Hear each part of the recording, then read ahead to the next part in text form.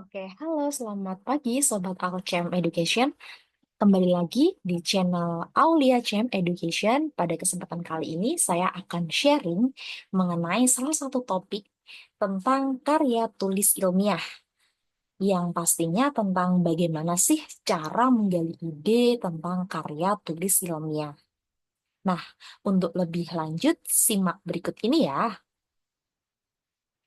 Oke, selamat datang para generasi emas yang akan membawa Indonesia lebih baik ke depannya melalui sebuah karya tulis ilmiah. Nah, sebenarnya apa sih hal utama yang eh, diperlukan dalam menulis sebuah karya tulis ilmiah? Nah, sesuatu hal yang mudah ya. Jadi hal yang awal dibutuhkan ini adalah suatu niat yang kuat ya. Jadi tekadkan niat untuk menulis dan dengan cara gimana ya? Coba mulai dari sekarang, jangan pernah ditunda-tunda. Nah, lalu gimana sih cara mendapatkan ide? Jadi, suatu ide dalam karya tulis ilmiah itu bisa didapatkan berdasarkan cara kita mengamati suatu objek yang ada di lingkungan sekitar kita, mendengarkan apa yang terjadi atau peristiwa yang ada di sekitar kita, kemudian kita melakukan brainstorming ya, tentang apa yang telah kita amati dan apa yang telah kita dengar, dan yang terakhir kita baru menuliskan suatu ide. Nah, untuk poin utamanya ya dalam penggalian ide di sini kita diawali dengan membaca atau literasi. eh, Kemudian setelah literasi ya kita lakukan diskusi bisa dengan kepada seseorang yang lebih ahli, guru ataupun tentor ya. Kemudian setelah berdiskusi kita lakukan pengamatan dan penelitian. Jadi apa yang telah kita literasi, apa yang telah kita diskusikan, kita coba amati dan juga kita coba untuk melakukan suatu penelitian. Nah, penggalian ide ini diawali dengan apa sih? Nah, jadi penggalian ide itu diawali dengan permasalahan yang ada di lingkungan. Dari permasalahan yang ada di lingkungan akan muncul sebuah ide atau gagasan. Dan dari sebuah ide atau gagasan tersebut akan tercipta suatu bisa dilaksanakan sebuah penelitian untuk menyelesaikan permasalahan yang telah diamati tersebut. Nah, berikut ini contoh untuk menggali ide ya. Jadi misal nih ada suatu permasalahan limbah air tahu.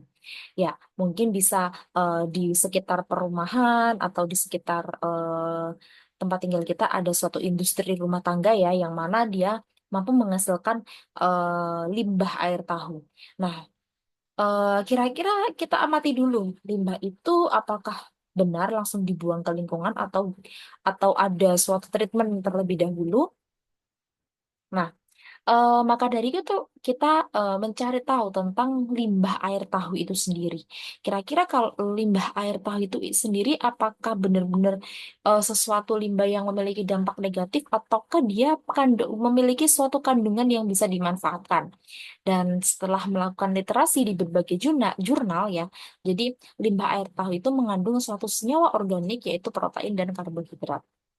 Nah, kemudian limbah air tahu itu ya jika dibuang langsung ke perairan ya, dia akan menyebabkan apa gitu. Oh, ternyata dia menyebabkan suatu pencemaran air dengan meningkatkan COD maupun BOD. Nah, hal ini kan akan membahayakan ya bagi lingkungan sekitar.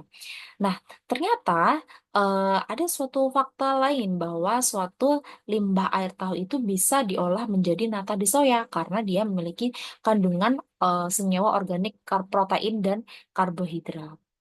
Lalu gimana solusinya? Nah, jadi dari setiap suatu masalah tersebut akan muncul sebuah solusi, yaitu yang pertama kita ingin meneliti apa sih gitu, bagaimana cara memanfaatkan senyawa organik tersebut dalam suatu limbah itu gitu. Jadi gimana cara memanfaatkan senyawa protein, karbohidrat itu bisa diolah jadi apa gitu. Dan akan tercipta suatu ide ya. Kalau misal nih limbah tersebut diolah menjadi nata de soya ya, bagaimana pengaruhnya terhadap pencemaran lingkungan? Pasti akan memberikan dampak positif kan ya, karena bisa mengurangi limbah yang ada gitu.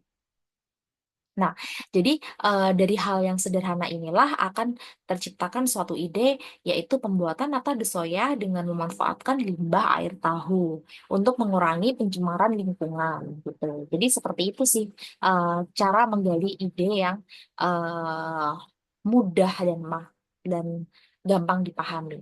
Oke, jadi sekian ya tentang sharing mengenai ide, penggalian ide ya, terutama penggalian ide dalam sebuah karya tulis ilmiah.